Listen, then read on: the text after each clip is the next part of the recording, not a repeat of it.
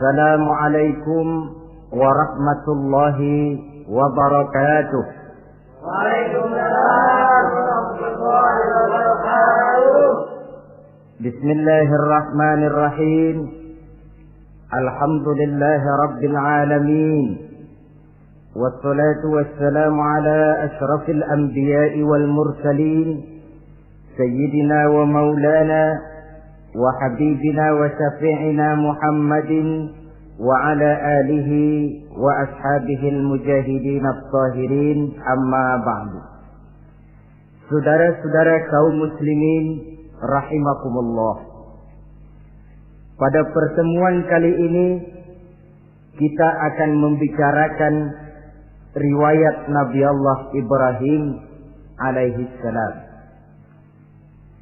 Beliau termasuk salah satu dari 5 orang rasul yang merupakan kelompok yang dikenal dengan ulul azmi, yaitu para rasul yang dinilai mempunyai kelebihan di dalam keutamaan, ketabahan, keuletan, dan sikap istiqomah di dalam berjuang.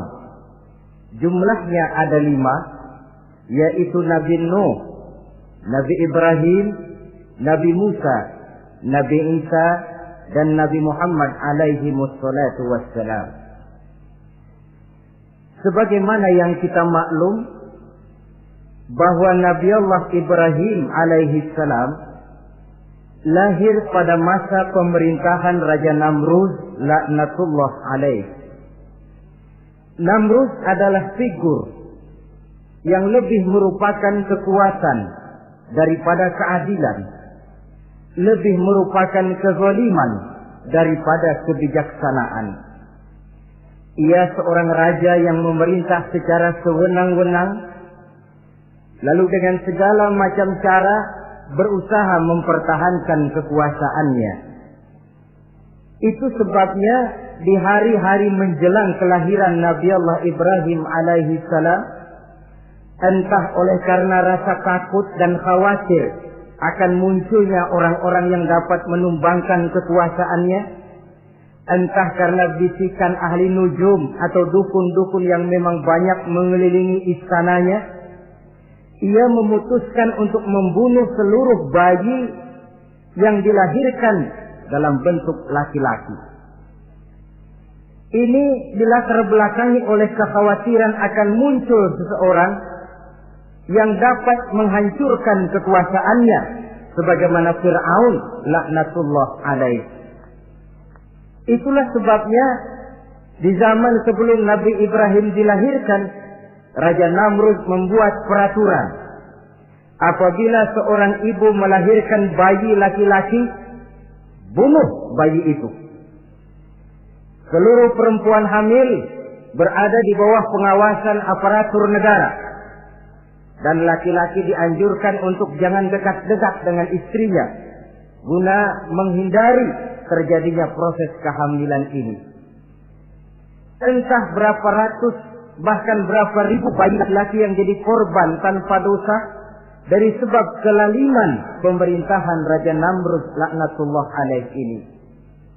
Kita teringat kepada satu hadis di mana Rasulullah sallallahu alaihi wasallam pernah bersabda, Ya'ti 'alan nasi zamanun ru'asa'uhum kal asad wa wuzara'uhum kal zi'ab wa qudatuhum kal kilab wa katsirun nasi yawma idzin kal aghnam.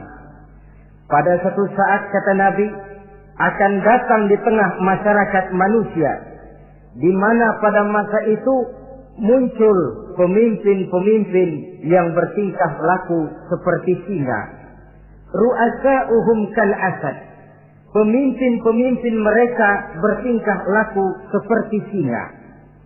Saudara kenal singa? Saudara boleh periksa. Di mana ada hutan, singa selalu menjadi raja. Padahal hutan belum pernah bikin pemilihan umum. Tapi yang namanya singa tidak pernah peduli. Ada pemilihan atau tidak, raja hutan tetap singa. Kenapa?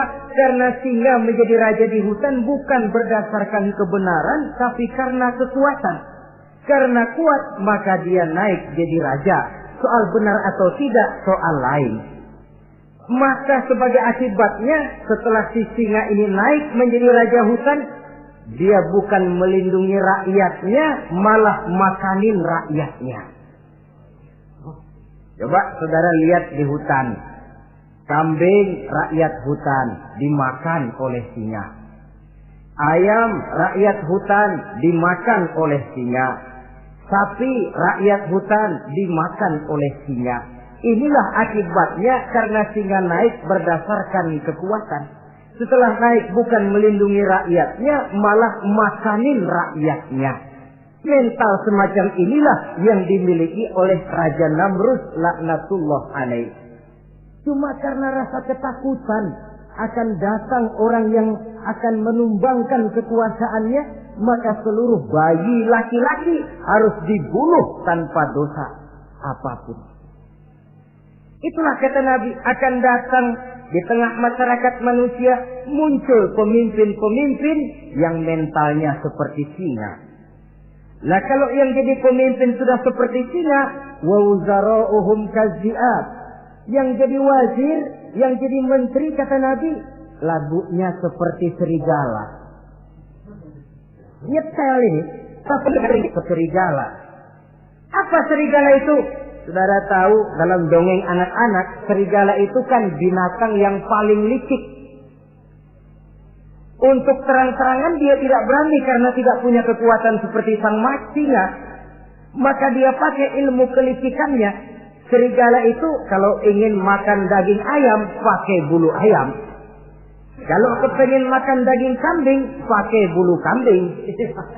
Pendeknya, serigala binatang yang menghalalkan segala macam cara asal tujuan tercapai. Itulah serigala. Lambang dari sifat kelicikan. Lempar batu, sembunyi tangan. Pengen makan daging ayam, pakai bulu ayam, nyaruh jadi ayam. Pengen makan daging kambing, pakai bulu kambing, nyaruh jadi kambing. Ini akibat dari yang pertama tadi. Pemimpin seperti singa, lalu menteri pun seperti serigala. Efeknya kemudian yang segera menyusul apa? Wa qudatuhum kalkilab. Kalau pemimpin sudah seperti singa, menteri sudah seperti serigala, wa qudatuhum kalkilab, akan muncullah para penegak hukum yang mentalnya seperti anjing. Inna lillahi wa inna ilaihi raji'un. Penegak hukum yang mentalnya seperti anjing itu. Anjing, saudara lihat, anjing akan setia kepada siapa saja yang memberinya daging. Kalau dia disuruh jaga rumah, dia tidak bisa membedakan mana yang maling, mana yang tamu. Biar yang datang tamu, kalau nggak bawa apa-apa, pasti digonggong. Biar yang datang maling, kalau bawa daging, anjing kalem. Pokoknya siapa yang berdaging, itulah majikan saya. Apa kata majikan saya, itulah yang saya laksanakan.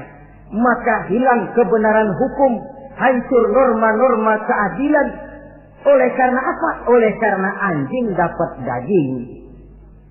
Lalu dalam kondisi semacam itu, yang jadi rakyat bagaimana? Kata Nabi, wa katsirun nas yauma idzin kal aghnam. Adapun kebanyakan orang pada masa itu, lagunya sudah seperti kambing. Saudara, kambing itu binatang yang cuma menang groyokan dan tidak punya alternatif. Namanya kambing, digiring ke lapangan embe. Betul kan? Digiring ke kuali embe. Dikasih makan rumput embe. Sampai pun mau dipotong masih embe juga. Tidak punya pilihan lain si kambing ini, tidak punya alternatif lain. Kondisi semacam inilah yang terjadi di masa pemerintahan Raja Namrud laknatullah alaih. Oleh karena diiming-iming, dibisiki oleh dukun-dukunnya, oleh nujum-nujum yang mengelilingi istananya bahwa akan datang seorang anak laki yang kelak akan menumbangkan kekuasaannya, dia mengeluarkan peraturan. Ya peraturan singa. Mulai saat ini diumumkan kepada seluruh rakyat, siapa-siapa perempuan melahirkan bayi laki-laki, bunuh hidup-hidup. Seluruh orang bunting di bawah pengawasan Ansip negara. Dan mulai malam ini supaya semua kaum bapak jarang-jarang tidur sama istrinya. Namanya peraturan Namrud. Tapi apa yang memang Allah kehendaki untuk terjadi, pasti terjadi.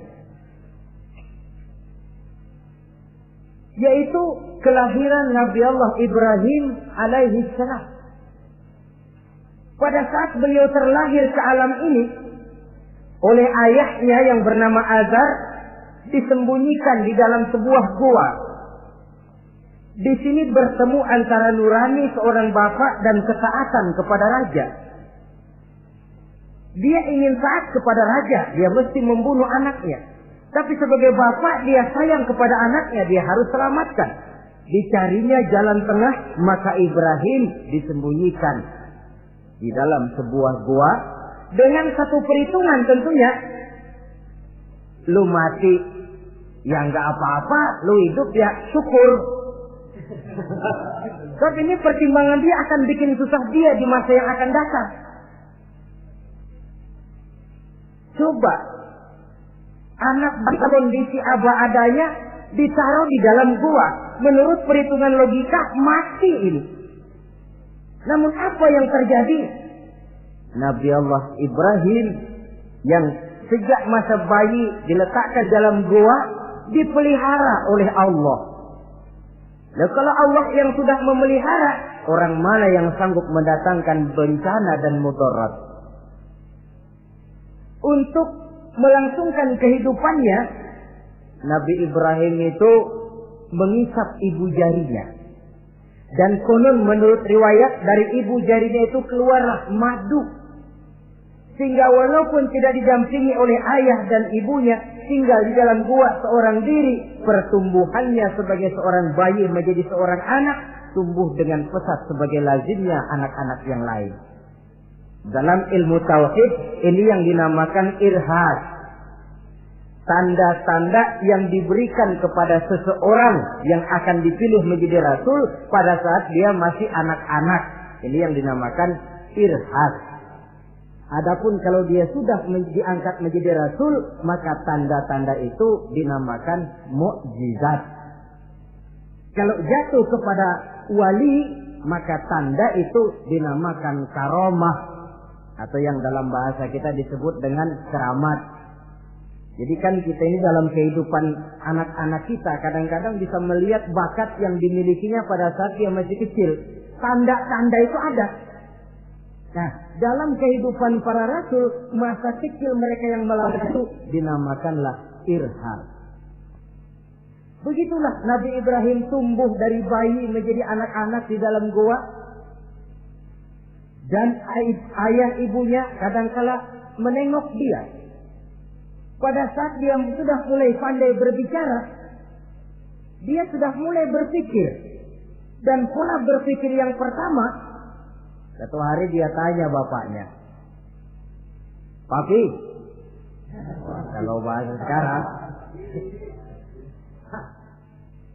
"ini yang bikin alam ini sebenarnya siapa? Yang bikin saya siapa? Yang menyebabkan saya ada siapa?" "Ya kami, ibu bapakmu," kata ayahnya. "Oh begitu." "Lalu yang bikin ibu bapak siapa?" "Ya nenekmu. Gara-gara dia saya ada, gara-gara saya kamu ada." "Lalu yang bikin kakek dan nenek siapa?" "Ya buyutmu." "Lalu yang bikin buyut siapa?" "Ya bapaknya buyut." "Yang bikin bapaknya buyut?" "Ya kakeknya buyut." Kalau gitu nggak pernah selesai dong. Tentu akan ada pencipta pertama. Siapa pencipta pertama itu? Bapaknya buntu. "Lu jangan usil dah." Teman-teman lu juga nggak pernah nanyain urusan kayak begini. Saya nggak puas, Pak. Begini sekarang, saya mau tanya. Ini kaum kita nyembah apa? Nyembah berhala. Nah, yang bikin berhala itu siapa? Saya, bapakmu, Hazar. Kaum kita menyembah berhala. Ini bapak. Kenapa nggak nyembah bapak aja kok tanggung-tanggung? Jawaban ayahnya tidak membuat ia jadi puas. Terus merenung siapa gerangan pencipta pertama, siapa gerangan yang patut disembah dengan sebenarnya, siapa gerangan pencipta alam semesta ini. Bila malam datang, dia melihat bintang gemintang bertabur menghias cakrawala, dia berkata, ini yang patut dianggap Tuhan, tinggi, terang benderang. Tapi manakala besok pagi bintang tenggelam, dia pun bilang, la uhibbul afilin. Saya tidak suka kepada yang tenggelam. Masa Tuhan tenggelam? Ketika malam datang, bulan pun terbit. Nah, ini barangkali yang Tuhan. Ini lebih besar dari yang semalam. Tapi bila bulan pun terbenam, lagi-lagi dia bilang Tuhan tidak mungkin terbenam. Lalu bila matahari terbit, nah ini enggak salah lagi. Ini lebih gede dari yang dua-dua kemarin. Ini pasti Tuhan. Dan manakala matahari terbenam, dia pun berkata, Tuhan tidak akan pernah terbenam. Perjalanannya mencari Tuhan ini bisa saudara baca dalam surah Al-An'am ayat 76 sampai dengan ayat 79. Sampai Allah memberikan petunjuk kepadanya, mengangkatnya menjadi seorang rasul dan menyampaikan misi dakwahnya. Saudara-saudara kaum muslimin rahimakumullah.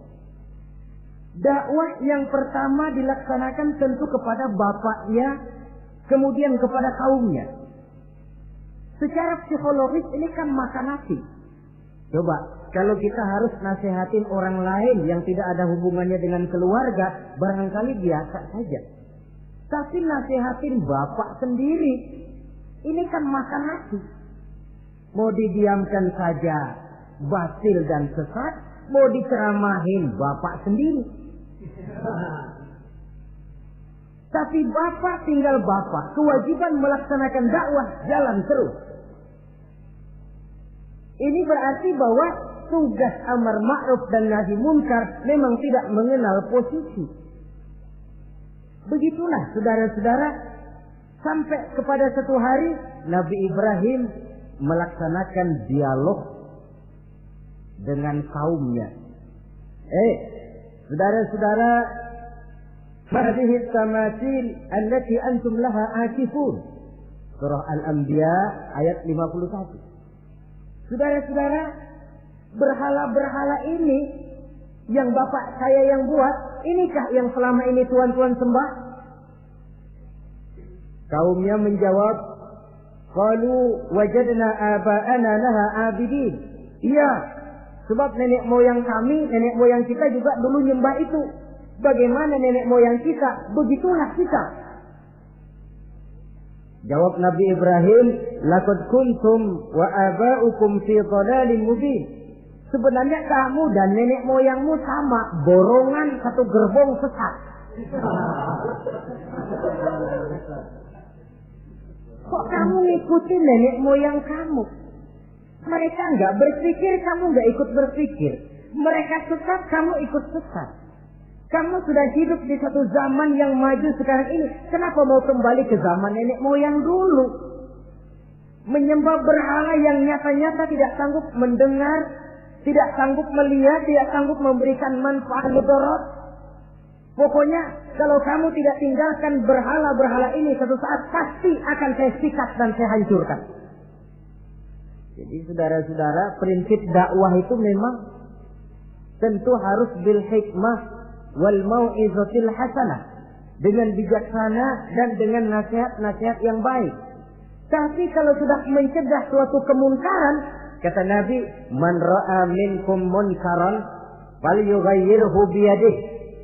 Siapa di antara kamu yang melihat suatu kemunkaran, hendaklah dia berusaha merubah dengan kekuatan tangannya. Kalau dengan tangannya dia tidak sanggup, fabilisani, hendaklah dengan lidahnya. Kalau itu pun dia tidak mampu, fabiqalbi, hendaklah dalam hatinya. Dan mencegah suatu kemungkaran dengan hati, itulah nilai iman yang terendah adanya. Nabi Ibrahim melihat bahwa watak menyembah berhala ini sudah berurat dan berakar. Kenapa? Mereka mengembalikan itu kepada kebiasaan dan tradisi nenek moyang. Sama juga di zaman kita sekarang ini. Sudah kita menegakkan tauhid, membina sebersih-bersih iman, menegakkan semulus-mulus tauhid. Ada juga kelompok orang yang mau mengembalikan kita ke zaman nenek moyang, ke zaman animis, menghidupi tradisi nenek moyang dalam hal ibadah, dalam hal ubudiyah. Tentu merupakan langkah kemunduran adanya. Dan ini bukan barang baru. Umat Nabi Ibrahim sudah memberikan contoh. Kenapa kami menyembah berhala? Sebab nenek moyang kami menyembah berhala. Nabi Ibrahim jawab gampang aja. Iya lo borongan, sekerbong, lempeng semua sesat. Kaum muslimin rahimakumullah. Dan bukan cuma kata, dibuktikan oleh Nabi Allah Ibrahim. Begitu Raja Namrud menurut satu riwayat bersama para tentaranya pergi berburu, Nabi Ibrahim ngintip-ngintip. Begitu Namrud keluar, beliau masuk. Kalau istilah kita, ke tempat Namrud ibadah, ke masjidnya dah.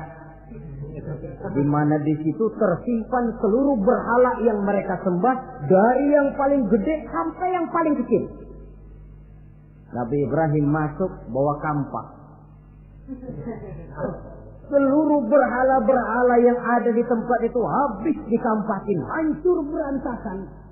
Kecuali berhala yang paling gede, itu ditinggalin, nggak diapa-apain, dan kampaknya ditaruh di tangan berhala yang paling gede. Memang kebetulan tangannya lagi teracung begini, digantungkan kampak di situ. Nabi Ibrahim keluar. Adapun Namrud, ketika dia pulang dari perburuannya, mau melaksanakan ibadah, bukan main terkejutnya melihat Tuhannya berantakan.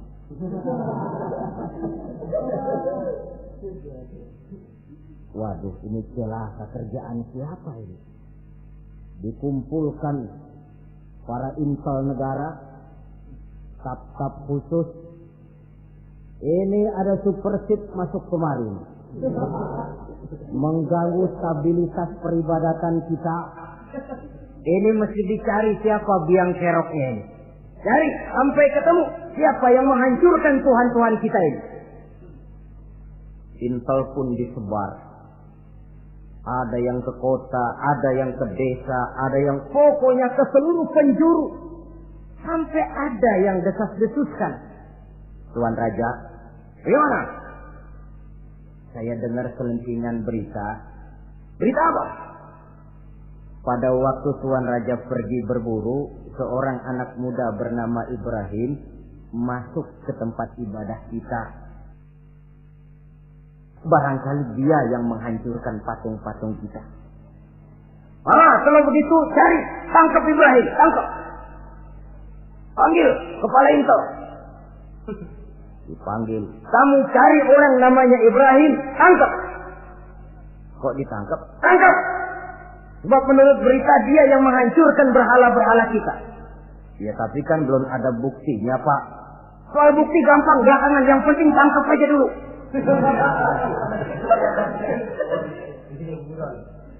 Ini supersip ini. Saudara-saudara, dicarilah Nabi Allah Ibrahim, ketemu, dihadapkan kepada Raja Namrud, disidang di pengadilan terbuka, disaksikan orang banyak. Dibuka oleh Raja Namrud. Sidang luar biasa dalam rangka memeriksa dan mengadili tertuduh Ibrahim. Dengan ini kami nyatakan dibuka untuk umum. Terdakwa supaya dibawa ke dalam ruangan sidang. Dihadapkan Nabi Ibrahim. Nama Ibrahim. Orang tua. Tuduhan menghancurkan berhala. Hadza bi alihatina ya Ibrahim. Hai Ibrahim, benarkah kamu yang menghancurkan Tuhan-Tuhan kami? Ah, siapa bilang? Ada berita yang sampai kepada kami. Ketika kami keluar, kau masuk ke tempat kami ibadah. Ngaku aja dan ngaku. Daripada urusan jadi panjang, mendingan ngaku aja dah. Kata Nabi Ibrahim, enggak. Bal fa'aluhu kabiruhum hadza. Yang menghancurkan berhala-berhala Tuhan, berhala yang paling besar ini. Yang paling besar ini. Besarnya nunjuk ke patung, ininya nunjuk ke dirinya. Kabiruhum kepada berhala, hadza kepada dirinya sendiri. Wah, enggak, kata Nabi Ibrahim. Setahu saya enggak semua berhala hancur. Saya dengar yang paling gede enggak apa-apa.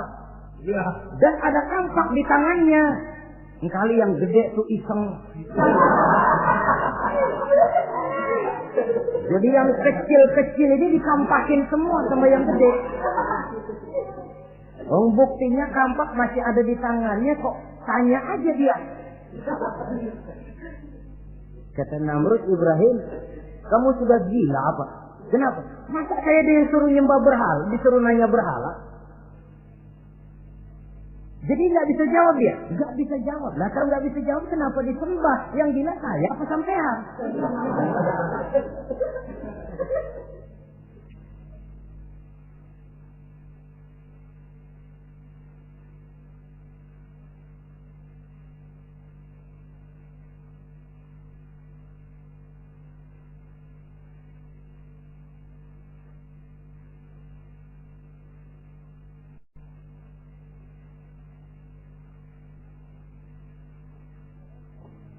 Merasa tidak sanggup menghadapi argumentasi yang diajukan oleh Nabi Allah Ibrahim, Namrud salap.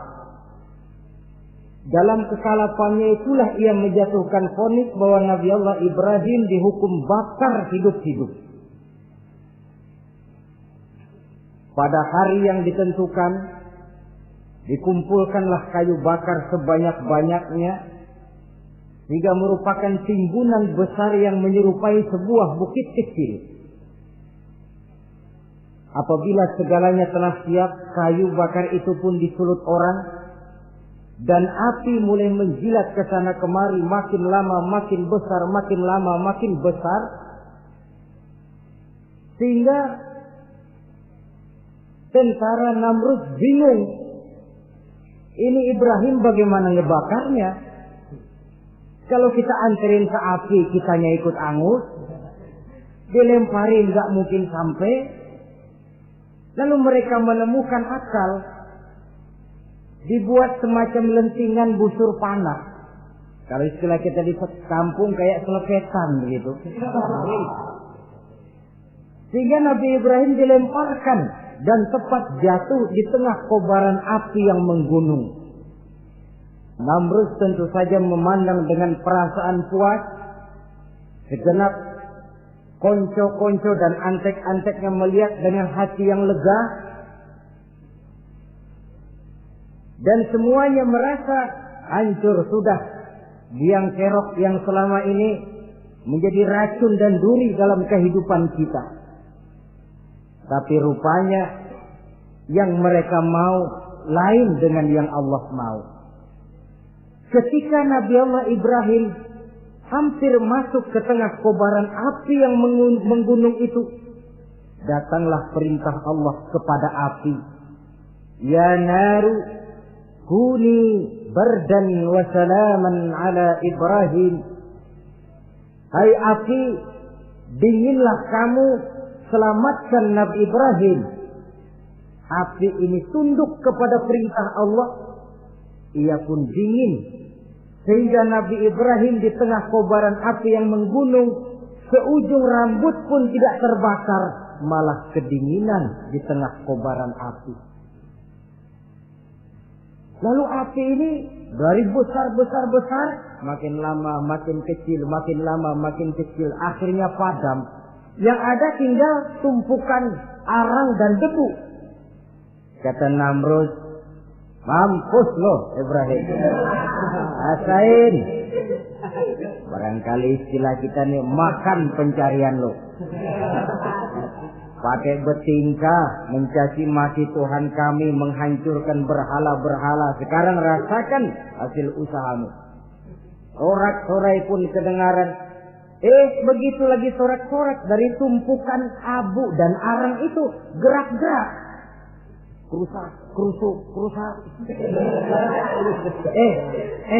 Kok ini ada arang bergerak-gerak? Rupanya dilihat-lihat, makin lama makin nyata. Nabi Ibrahim keluar dari tumpukan arang dalam keadaan utuh, tidak kurang satu apapun.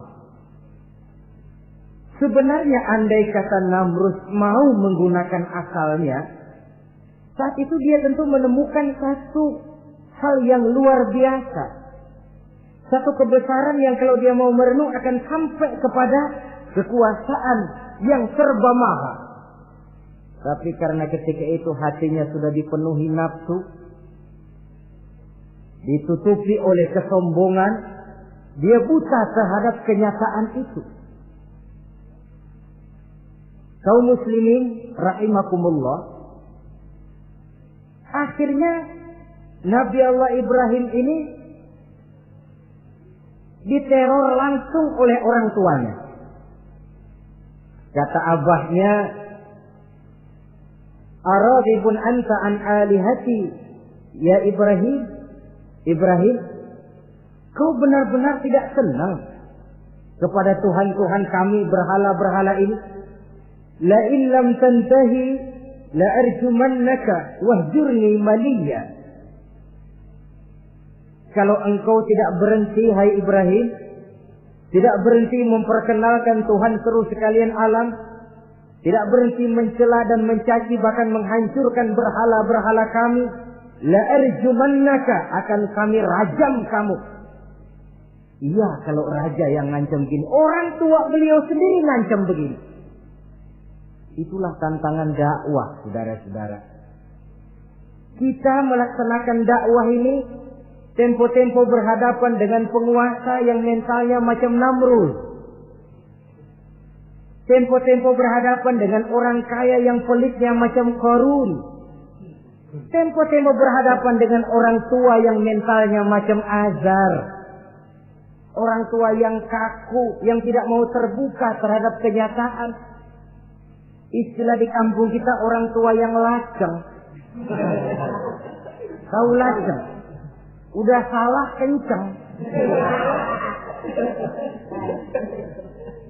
Sulit benar menerima pembaruan yang membawa umat kepada masalah-masalah yang memang nyata lebih baik dia. Itulah tantangan di dalam melaksanakan tugas dakwah, dan ini dihadapi oleh Nabi Allah Ibrahim. Ayahnya terakhir memberikan tekanan, kalau kau tetap melaksanakan misimu, tidak engkau mau berhenti dari tugas dakwah ini, awas Ibrahim, la arjumannaka, akan aku rajam, akan kami lontari kau dengan batu, wahjurni maliya, pergi kamu dari sini. Ya Allah, diputuskan hubungan. Kalau memang engkau berkeras dengan tugas dakwahmu, persilakan Ibrahim keluar, pergi saja dari sini. Diusir oleh orang tuanya sendiri. Inilah hidayah, saudara-saudara. Oleh sebab itu, tugas utama kita kaum muslimin sebenarnya bukan mengislamkan orang, tapi menyampaikan Islam. Tugas kita ialah menyampaikan Islam, bukan mengislamkan orang.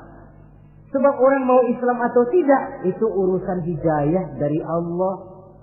Jangankan kita, Nabi Ibrahim tidak sanggup mentauhidkan ayahnya Azar. Nabi Nuh tidak bisa mengislamkan putranya Kan'an. Bahkan Nabi kita Muhammad sallallahu alaihi wasallam pun tidak bisa memberikan hidayah kepada Abu Jahal dan Abu Lahab. paman Nabi, orang tua Nabi, anak Nabi, istri Nabi sekalipun, hidayah tidak diberikan kepada mereka, mereka tidak terpanggil mengikuti kebenaran. Kalau sudah kenyataan ini yang kita temui, kembalilah kepada konsep Quran. Allahumma inni qad ballaghtu, wahai Allah, seruanmu sudah saya sampaikan, dakwahmu sudah saya canangkan, ajakan kepada tauhid sudah saya sampaikan. Allahumma inni qad ballaghtu, sudah saya sampaikan ya Allah. Perkara mereka tidak mau ikut, itu karena semata-mata hidayah berada di tanganmu ya Allah. Kalau kemari landasan dakwah kita, insya Allah tugas dakwah kita berkelangsungan. Kalau tidak, makan hati. Kita pikirin, ya orang gua ajak benar-benar nggak mau, ya dipikirin. Saya ajak ngaji malah dikasih maki, saya ajak yang baik malah saya dicemoohkan. Kok begini dakwah? Akhirnya dipikirin, sakit jantungan. Sudah orang nggak kena kita ajak beriman, kita sendiri makan ke dalam. Itulah Quran meletakkan konsepsi dasar, sampaikan dakwah dengan baik, bil hikmah wal mau'izatil hasanah wajadilhum billati hiya ahsan. Kalau ternyata metode sudah baik tapi orang tidak juga mau beriman, tanamkan dalam hati, Allahumma inni qad ballaghtu. Ya Allah, tugas saya cuma sekedar menyampaikan. Perkara mereka tidak mau, saya sudah menyampaikan ya Allah, terserah hidayahmu. Kelapangan jiwa akan kita temui di sana. Entah berhadapan dengan penguasa yang punya mental kayak Namrud, bertingkah laku sewenang-wenang, aji mumpung, mentang-mentang kuasa lalu saenake dhewe, menghitamkan yang putih, memutihkan yang hitam menurut seleranya saja. Entah berhadapan dengan orang kaya yang punya mental seperti Qarun, makin kaya tapi makin bakhil, atau berhadapan dengan orang-orang tua yang punya tingkah laku seperti Azar. Diperlukan sikap lapang dada untuk menyampaikan risalah Islam ini. Terhadap reaksi keras dari abahnya ini apa? Kata Nabi Ibrahim, surah Maryam ayat 47 menjelaskan, Salamun alaika sa'astaghfiru laka rabbi innahu kana bi hafiyya wa a'tazilukum wa ma ta'buduna min dunillah. Kalau memang begitu apa? Salamun alaika. Oke Abah, selamat jalan. Marilah kita tempuh jalan kita masing-masing. Saya memang anak Bapak, tapi tauhid adalah prinsip. Allah Tuhan saya. Ini prinsip. Kalau Bapak tidak mau mengikuti seruan saya, padahal saya sayang kepada Bapak, saya cinta kepada Bapak, saya tidak ingin Bapak bersekutu dengan setan. Saya tidak ingin Bapak menemani setan di dalam neraka. Saya ingin menyelamatkan Bapak. Tapi ini rupanya vonis Bapak. Hendak merajam saya, mengusir saya dari sini. Oke, Bapak. Salamun alaika. Selamat jalan. Sa'astaghfirullah. Saya akan memohon ampun kepada Allah untuk Bapak. Memohon ampun. Jadi walaupun dalam Islam kita berbeda akidah dengan orang tua, tetapi kewajiban untuk berbakti tidak menjadi putus karenanya. Dalam surah Luqman dijelaskan, apabila kedua orang tuamu memaksamu untuk menyekutukan Allah, jangan taati. Tetapi tunggu pun demikian, wa sahibhuma fid dunya ma'rufa. Tetaplah engkau pergauli keduanya di dunia ini secara baik. Toleransi yang besar ditunjukkan oleh Islam. Dan lebih besar lagi dilaksanakan oleh Nabi Allah Ibrahim. Sungguh pun Bapak sudah mengusir saya, menolak mentah-mentah ajaran tauhid, tetap juga menyembah berhala, tetap juga bersekutu dengan setan. Saya akan memohonkan ampun kepada Allah untuk Bapak. Wa atazilukum. Saya akan menjauhkan diri dari apa yang Bapak sembah, dari apa yang kaum kita sembah selain daripada Allah. Bapak menyembah berhala, kaum kita ini menyembah berhala. Wa a'tazilukum. Saya akan menyingkir dari semua itu. Selamat jalan Abah. Istilah kita goodbye my dear. Ini jalan yang membedakan saya dengan Abah. Jalan tauhid dan jalan syirik. Di sini kita harus berpisah. Walaupun dengan berat hati kita berpisah. Jadi keluarga dan akidah punya garis yang jelas. Umumnya, ya walaupun baik tapi memang harus ditingkatkan. Umumnya kita ini kan mayoritas merasa sebagai muslim karena keturunan. Kenapa kamu Islam? Bapak saya Islam, nenek saya Islam, saya Islam. Baiklah, itu pun baik. Pada mulanya memang harus begitu. Tapi lambat laun kita tentu harus merasakan bahwa keberadaan kita dalam Islam tidak cukup cuma karena faktor keturunan. Dengan kata lain kita harus memperbaiki kualitas keislaman kita. Inilah proyek utama kita sekarang, mengislamkan orang Islam. Saudara-saudara kaum muslimin rahimakumullah. Maka Nabi Ibrahim pun meninggalkan orang tuanya, meninggalkan kaumnya, uzlah, hijrah ke tempat Baitul Maqdis, daerah di Palestina sekarang ini. Sejarah kehidupan Rasul umumnya memiliki kemiripan. Rata-rata ditentang oleh kaumnya sendiri dan sebagian besar lalu hijrah. Itu barangkali memang resiko dari satu perjuangan. Nah, begitu tantangan yang dihadapinya dalam melaksanakan dakwah. Lalu cobaan-cobaan yang diberikan Allah kepada Nabi Ibrahim pun luar biasa. Pantas kalau beliau itu masuk ulul azmi dan mendapat titel Khalilullah. Nabi Ibrahim titelnya Khalilullah. Orang yang mencintai dan dicintai Allah. Khalilullah. Ini terbukti dari cobaan-cobaan yang dihadapinya. Pertama, dari perkawinannya dengan Siti Hajar, dengan Siti Sarah maksud saya, beliau tidak dikaruniai seorang anak pun. Umur sudah lanjut. Padahal anak kita tahu pelanjut sejarah, penyambung cerita si buah hati belahan jantung. Sampai pada satu hari Hajar musyawarah. Kalau bahasa kita, Bang, bagaimana Hajar? Lama juga kita sudah berumah tangga kan Pak? Lalu, dan kita sejauh ini belum dikaruniai seorang anakku. Ya sabarlah. Pada waktunya tentu akan ada juga. Tapi kapan lagi Bang? Usia kita sudah cukup lanjut. Maksud kamu bagaimana Hajar? Begini sajalah Bang. Bagaimana kalau abang kawin saja lagi? Ya Allah, punya istri macam begini, menyuruh lakinya kawin lagi. Tapi dasar Nabi Allah Ibrahim, enggak mau saya kan cinta sama Hajar. Iya, soal cinta saya tahu, dan saya tidak meragukan cinta abang kepada saya.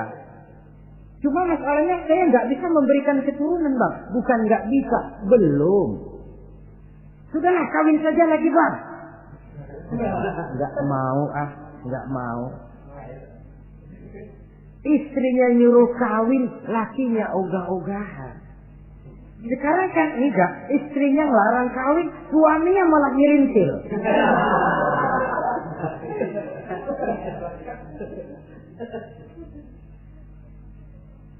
Sampai ketika didesak kata Ibrahimnya, kalau itu yang Sarah Hajar mau, biarlah, jadilah. Saya mau kawin lagi dengan syarat kau yang mencarikan istri untuk saya itu.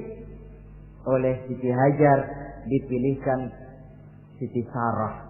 Kawinlah Nabi Ibrahim dengan Sarah.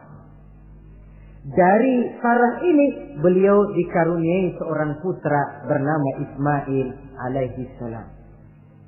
Nah, cobaan datang untuk menguji Khalilullah ini. Hai Ibrahim, kau cinta kepadaku, kata Allah, seolah-olah setelah kau punya anak, masuk rasa cinta anak ke dalam hatimu. Allah mau buktikan mana cintamu yang lebih besar, kepada anakmu atau kepada aku, kata Allah. Maka turun perintah untuk menyembelih anaknya sendiri. Satu riwayat menceritakan bahwa latar belakang perintah menyembelih anak ini sebenarnya gara-gara Nabi Ibrahim juga ketelepasan ngomong. Beliau pernah menyembelih 300 ekor onta dan 1000 ekor kambing. Dagingnya dibagikan kepada fakir miskin. Dilaksanakan penyembelihan itu untuk mendekatkan diri kepada Allah. Dekat. Tidak cuma manusia, malaikat kagum. Dipuji Nabi Ibrahim. Bukan main Ibrahim. Kaya, berani. Ya, kalau miskin berani, nekat kali. Ini kaya, berani.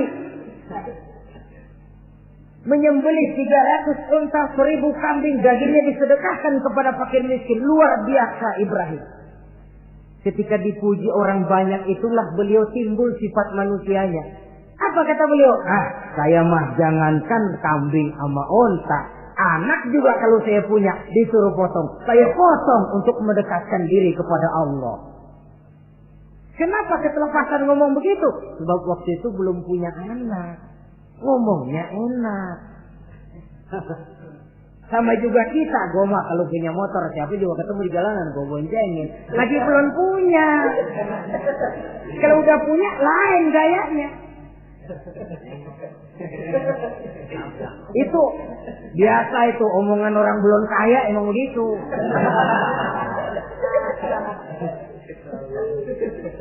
Saudara-saudara, sehingga omongan yang beliau sudah lupa bertahun-tahun bahkan puluhan tahun ini.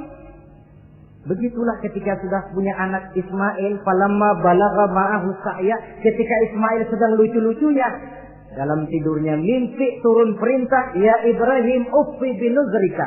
Hai Ibrahim, bayar nazarmu. Nazar? Iya. Apa nazar? Dulu pernah ngomong apa, ingat enggak? Jangankan cuma kambing, unta, anak pun kalau punya disuruh potong, saya potong. Jadi anggap nazar. Bayar nazarmu, potong anakmu. Dipikirin siangnya, semalam itu benar-benar perintah Allah apa cuma ngimpi? Kalau ngimpi kok jelas amat. Kalau perintah Allah kok kelewatan amat. Pakai anak disuruh potong, emang gak ada yang lain apa? 3 malam berturut-turut mimpi sampai beliau yakin ini memang benar perintah Allah. Dan dilaksanakan dengan berat hati. Pagi-paginya bilang kepada Siti Sarah, Sarah, Ismail mandikan, berikan pakaian yang baik, saya mau bawa pergi dia. Kemana bang? Pokoknya mau saya bawa. Berangkatlah anak beranak ini menuju salah satu bukit di daerah Mina. Ketika duanya sudah mau berangkat, iblis sibuk bukan main. Ini cobaan loh. Orang kalau mau ibadah, iblis paling gatal. Segala macam cara mereka lakukan agar orang jangan ibadah. Ini Ibrahim mau membuktikan cintanya kepada Allah. Ya Allah, lihatlah. Walaupun saya sudah punya anak, cinta saya kepadamu lebih besar ya Allah. Walaupun perintah ini menyembelih leher anak sendiri, saya potong karena melaksanakan perintahmu. Iblis ribet. Mula-mula dia bisikin Nabi Ibrahim. Hei Ibrahim, kau lihat anakmu di belakang itu. Kecil, lucu-lucunya. Masa anak begitu mau dipotong? Tega kamu Ibrahim. Ini perintah Allah. Gak ada urusan sama ente. Iya. Kata iblis, waduh mantap juga nih. Kalau suaminya gagal, istrinya kali. Biasanya perempuan perasaannya lebih tinggi daripada pikirannya. Ini Siti Sarah barangkali, kalau Siti Hajar barangkali kalau saya perdayai bisa terpedaya. Hajar, ya. Kamu tahu anakmu Ismail mau dibawa kemana? Saya tidak tahu. Mau dipotong oleh suamimu Ibrahim. Mau dipotong. Dipotong. Kok bisa begitu? Iya, katanya ini perintah Allah. Iblis, Kalau memang ini perintah Allah, jangankan cuma anak saya Ismail, saya juga ibunya mau ikut dipotong. Wah, kata iblis nih gilaan lagi dari laki. Saya kira karena perempuan bisa barangkali dilemahkan semangatnya. Ya saya tidak. Ismail nih masih kecil kali ini, gampang dikelecehin. Ismail, kau mau dipotong oleh ayahmu? Dipotong. Kok bisa begitu? Katanya perintah Allah. Kalau memang ini perintah Allah, saya siap. Iblis mau ngomong lagi, Nabi Ibrahim Ismail ngambil batu disambitin iblis. Izhab ya la'in, pergi, laknat terkutuk kamu. Nyambitinnya itu sampai sekarang jadi ikutan dalam salah satu pelaksanaan ibadah haji yang disebut jumrah, melontar. Itu simbol permusuhan abadi antara manusia dengan iblis. Jadi kalau ada orang mau berbuat baik, iblis itu datang dari 3 penjuru. Dari bapak, dari anak, dari istri. Kadang-kadang bapaknya nggak kena, istrinya dibujukin. Laki lono sok loyar menyumbang masjid. Jangan kasih duit, simpan aja baik-baik. Istri nggak kena, anak. Segala macam cara iblis berusaha. Baru sampai di bukit yang dituju, Nabi Ibrahim buka kartu. Ismail, Abah diperintah Allah menyembelih lehermu. Bagaimana? Kerjakan apa jangan? Kalau memang itu perintah Allah, kerjakan Abah. Insya Allah Abah akan menemukan saya termasuk orang sabar. Ini jawaban anak soleh. Coba kalau jawaban anak pintar nggak soleh, bukan begitu. Ismail, saya disuruh motong lehermu, bagaimana? Kenapa saya Pak? Bapak aja yang tuaan potong.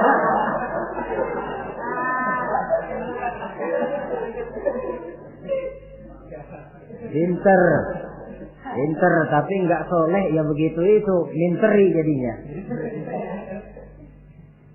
Saudara-saudara, sampai Nabi Ismail diganti oleh Allah dengan seekor kambing kibas. Cobaan terhadap kecintaannya kepada Allah. Kau cinta aku, itu benar. Tapi setelah kau punya anak, rasa cinta anak masuk ke dalam hatimu. Mana lebih besar, cintamu kepada anakmu atau cintamu kepada aku, kata Allah. Terbukti cintanya kepada Allah lebih besar daripada cintanya kepada anaknya. Bukankah nilai cinta itu baru terasa nyata kalau sudah lewat cobaan, lewat pembuktian? Sehingga dengan demikian kata orang, biasanya cinta itu menuntut pengorbanan. Berani bercinta, berani berkorban. Jangan takut berkorban, nggak usah cinta-cintaan.